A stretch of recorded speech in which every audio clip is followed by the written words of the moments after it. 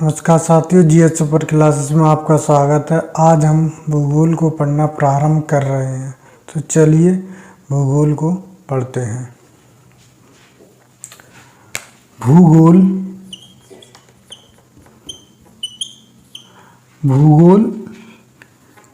को इंग्लिश में जियोग्राफी कहते हैं।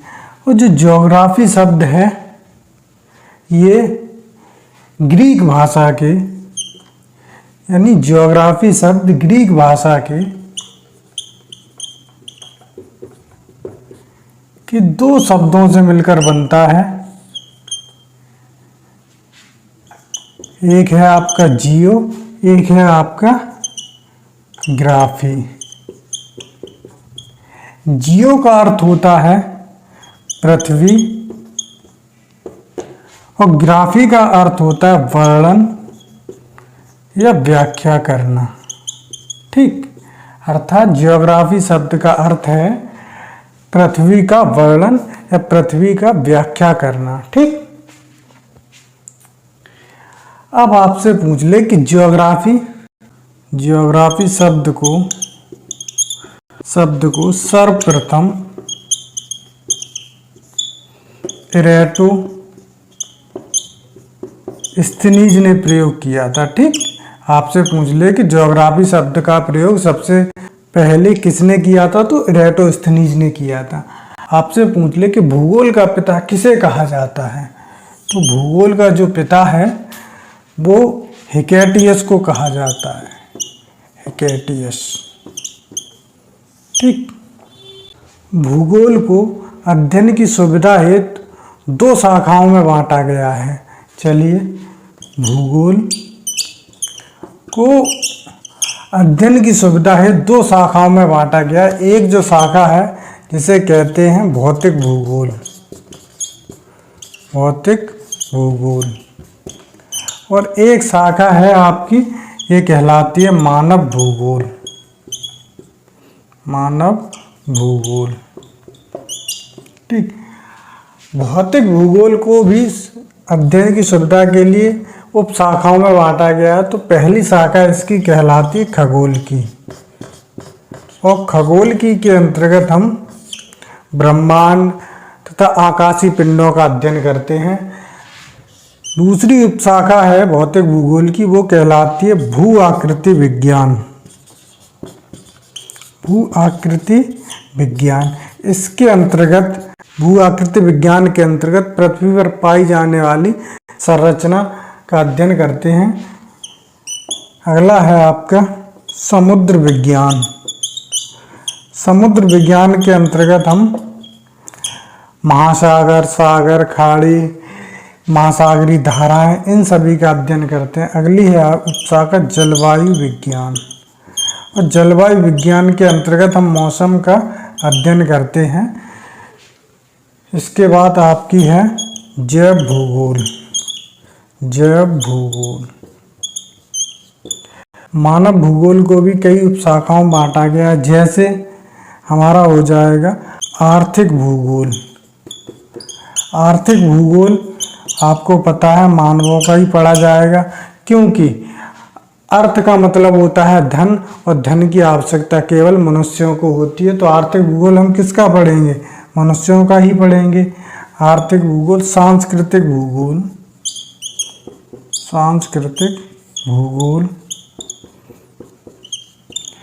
उसके बाद आपका हो जाएगा राजनीतिक भूगोल। कहते नहीं है कि अरस्तु ने कहा है कि मनुष्य एक राजनीतिक प्राणी है, तो हम राजनीतिक भूगोल मनुष्यों का ही पढ़ेंगे। इसके एक हो जाएगा आपका, यहाँ लिख दे रहे, जनसंख्या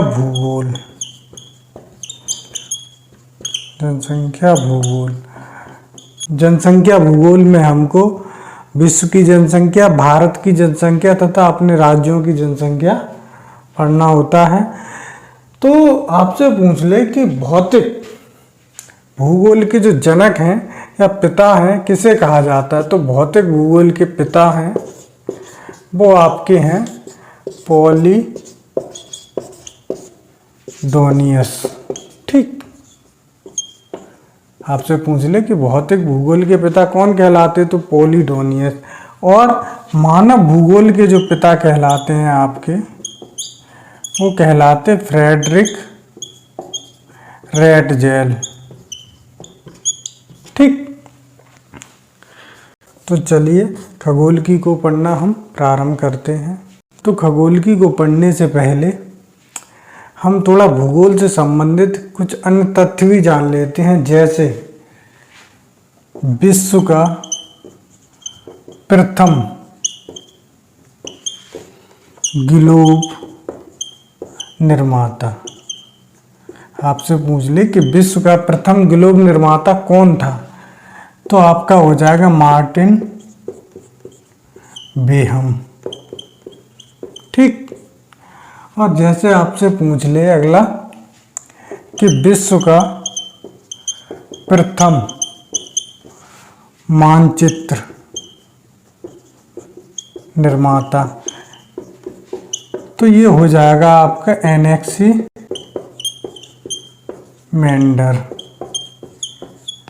अब आपसे पूछ ले कि भारत का मानचित्र सर्वप्रथम किसने बनाया था। भारत का मानचित्र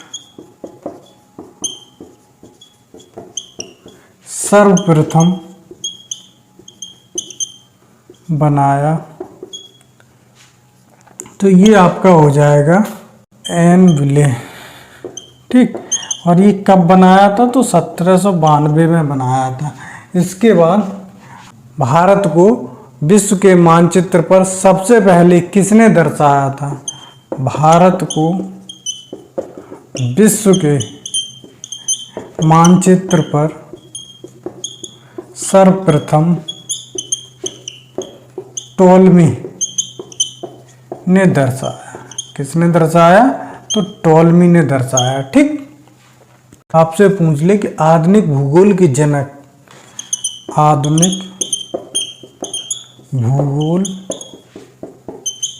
के जनक कौन कहला, जनक या पिता, बात एक ही होती है, तो ये कहलाते हैं अलेक्जेंडर वॉन हम्बोल्ट।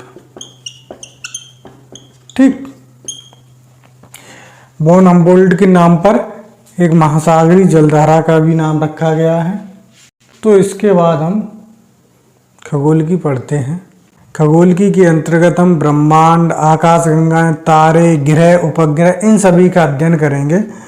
तो खगोलकी के ही अंतर्गत हम अध्ययन करेंगे ब्रह्मांड का। ठीक, आपसे पूछ ले कि ब्रह्मांड क्या है, तो ब्रह्मांड सूक्ष्मतम अणुओं से लेकर विशालतम आकाशगंगाओं का एक सम्मिलित स्वरूप है, जिसके अंतर्गत आकाशगंगाएं, तारे, ग्रह, उपग्रह, अन्य आकाशीय पिंड आते हैं। तो ब्रह्मांड क्या है, ब्रह्मांड सूक्ष्मतम अणुओं से लेकर विशालतम आकाशगंगाओं का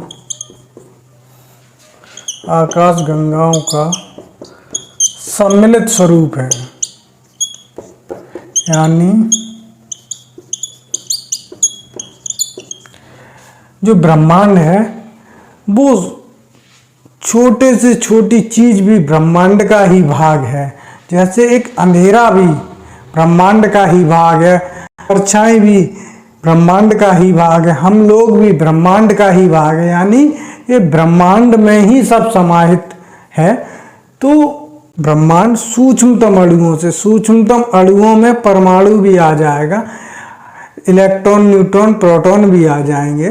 तो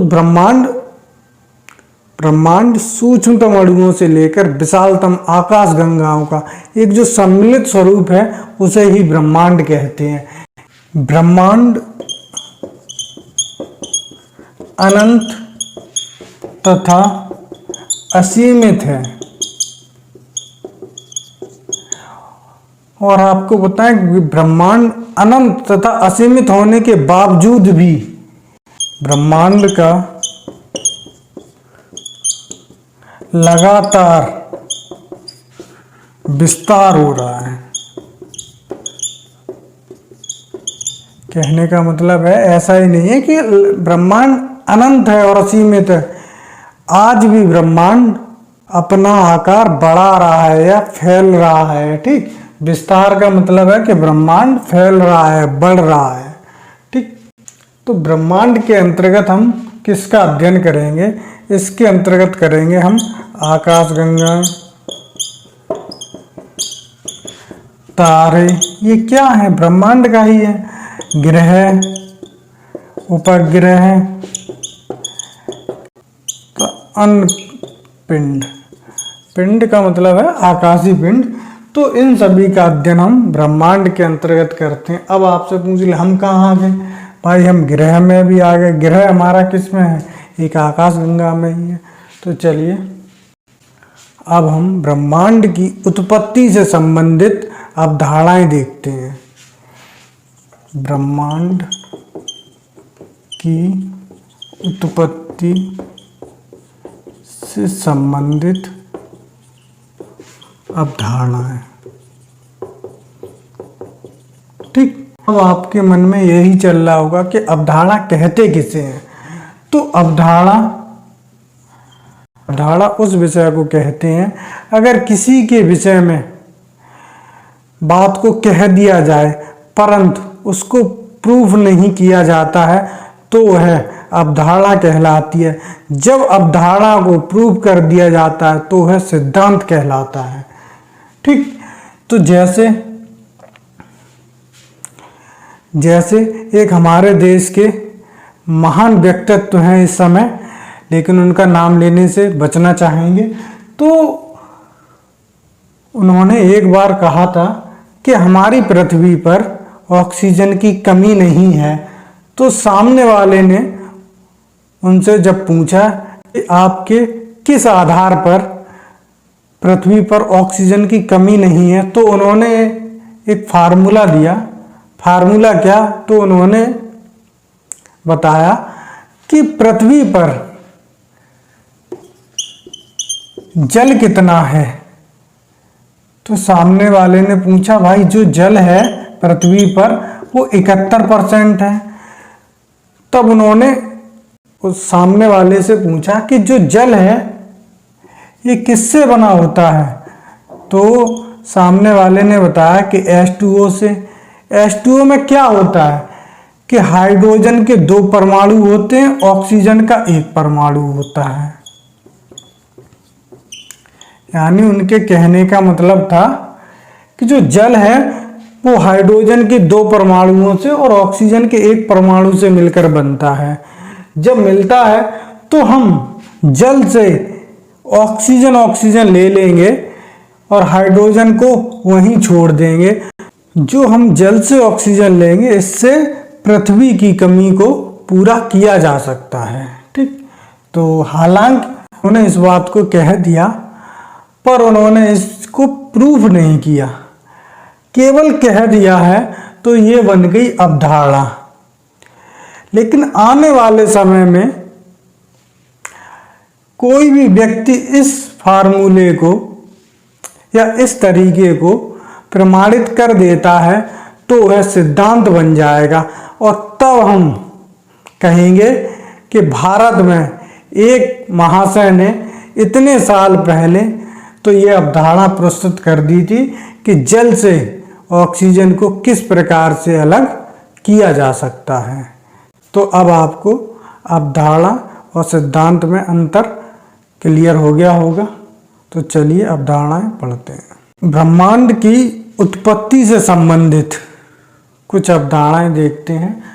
तो टॉलमी एक दार्शनिक हुए, तो इन्होंने 140 ईस्वी में, ये टॉलमी कहाँ के निवासी थे? ये थे मिस्र के।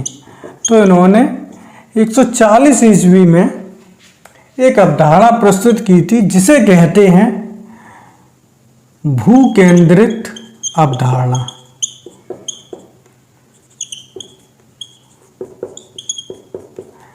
भूकेंद्रित अवधारणा यह किस प्रकार की अवधारणा थी? तो आपको इस शब्द से ही क्लियर हो रहा होगा कि भू केंद्रित, भू का अर्थ होता है पृथ्वी, यानी पृथ्वी केंद्र में है और अन्य पिंड हैं इसके चक्कर लगा रहे हैं। ठीक, जब अन्य पिंड इसके चक्कर लगा रहे हैं तो आने वाले समय में इनकी अवधारणा सही नहीं ठहरी। क्यों नहीं सही ठहरी? तो एक हमारे भारत के गणितज्ञ हुए थे जिनका नाम है बराहमिहिर। तो इन्होंने 6वीं सदी में यह कहा कि पृथ्वी सूर्य की परिक्रमा करती है। परिक्रमा का मतलब है कि चक्कर लगाती है। तो बराहमिहिर की अवधारणा टॉलमी की अवधारणा से बिल्कुल अपोजिट थी, क्योंकि पृथ्वी सूर्य का चक्कर लगाती है तो सूर्य केंद्र में है और पृथ्वी उसका चक्कर लगा रही, जबकि टॉलमी साहब ने कहा था कि पृथ्वी केंद्र में और सूर्य उसका चक्कर लगा रहा है। तो बराहमिहिर ने टॉलमी से अलग अवधारणा प्रस्तुत की, लेकिन बराहमिहिर साहब की अवधारणा को हमारी शिक्षा में शामिल नहीं किया गया। अगर हम शिक्षा में शामिल कर लेते उस समय तो आज हम कोपरनिकस को ना पढ़कर अपने भारत के गणितज्ञ बराहमिहिर को पढ़ रहे होते।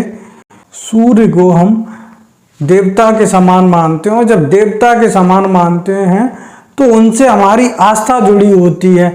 तो शायद हो सकता है इस कारण से शामिल ना किया गया हो कि हम बराहमिहिर की इस अवधारणा को शामिल करेंगे कि पृथ्वी सूर्य की परिक्रमा करती है, तो हो सकता है कि हमारी आस्था को ठेस लगे। तो इस वजह से बराहमिहिर साहब की अवधारणा को ठंडे बस्ते में डाल दिया गया। तो चलिए, इसके बाद हुए कोपरनिकस। कोपरनिकस आपसे पूछ ले, कोपरनिकस कहाँ के निवासी थे? ये पोलैंड के थे। ठीक, इन्होंने 1543 ईस्वी में एक अवधारणा प्रस्तुत की और इनकी अवधारणा को क्या, सूर्य केंद्रित अवधारणा। मतलब कोपरनिकस ने बराहमिहिर साहब की बात को रिपीट कर दिया, लेकिन इनकी बात को वहां पे लिया गया। तो इस कारण से आज हम कोपरनिकस को पढ़ते हैं। तो सूर्य केंद्रित अवधारणा किस प्रकार की अवधारणा हो जाएगी? इसका मतलब है कि सूर्य कहाँ है? केंद्र में, और अन्य पिंड इसका चक्कर लगा रहे हैं। अन्य पिंड में हमारे ग्रह उपग्रह वगैरह। हालांकि कोपरनिकस यही नहीं रुकते हैं और कोपरनिकस और भी कुछ 2 बातें कहते हैं इसके बारे में। कहते हैं कि पृथ्वी अपनी दैनिक गति में अपने अक्ष पर घूमती है। ठीक, अक्ष पे घूमने का मतलब होता है कि इस प्रकार से अक्ष पर घूमती है। ठीक, जैसे हमारा नाचने वाला लट्टू होता है, वो अक्ष पे ही घूमता है। और इन्होंने एक बात और कही कि पृथ्वी अपनी वार्षिक गति में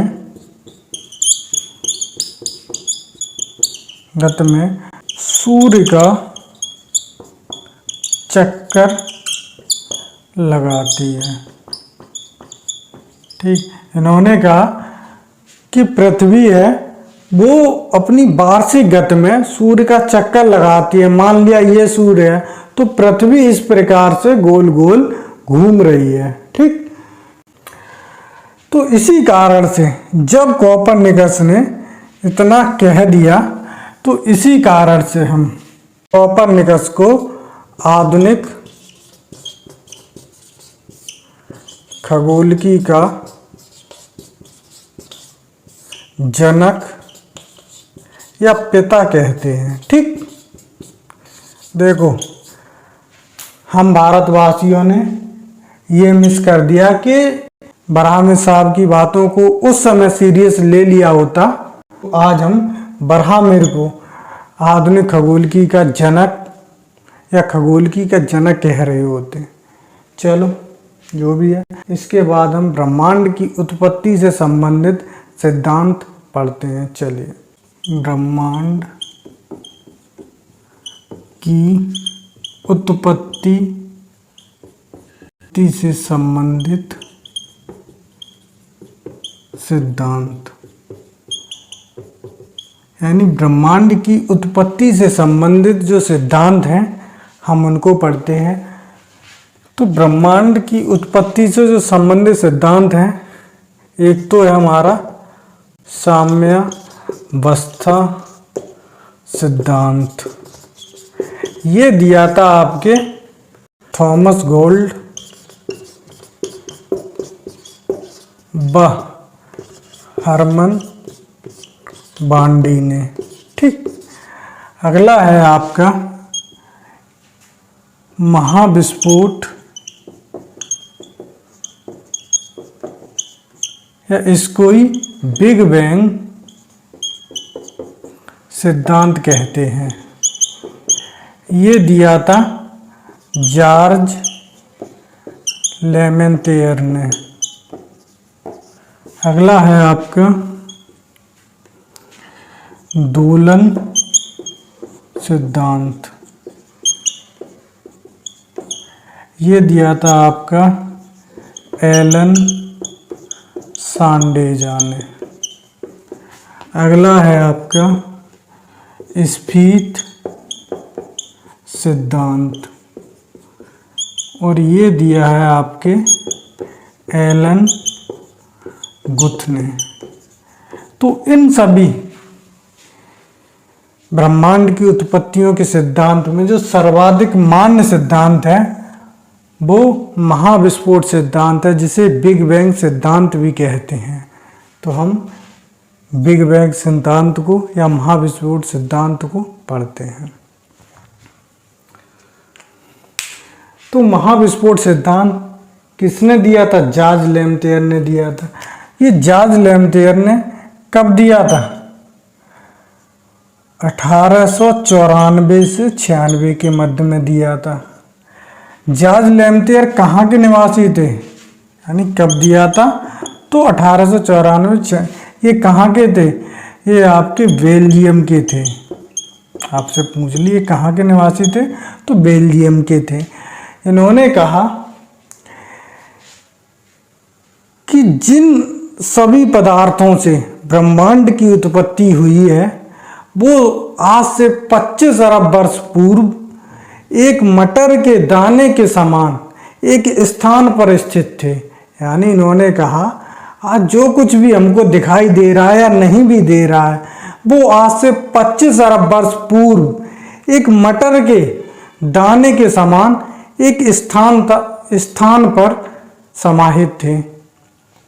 ठीक, तो उसमें आज से 25 अरब वर्ष पूर्व एक विस्फोट होता है, इसे ही हम महाविस्फोट कहते हैं। महाविस्फोट इस कारण से कहते हैं कि यह विस्फोट इतना बड़ा था कि आज तक यह विस्फोट आज भी निरंतर हो रहा है। तो इस कारण से इसे महाविस्फोट सिद्धांत या बिग बैंग सिद्धांत कहते हैं। तो इन्होंने कहा कि प्रारंभ में का मतलब 25 अरब वर्ष पूर्व जिन सभी पदार्थों से ब्रह्मांड की उत्पत्ति हुई है वे सभी पदार्थ एक मटर के दाने के स्थान पर स्थित थे। मान लिया यह सब एक मटर के दाने में समाहित था, तो वो मटर का दाना भी तो किसी स्थान पे रखा होगा। तो बस वही है कि मटर के दाने में समाहित तो थे, तो किसी स्थान पर ही तो स्थित होगा। तो जब इतना सब कुछ इस मटर के दाने में होगा तो इसमें घनत्व कितना होगा।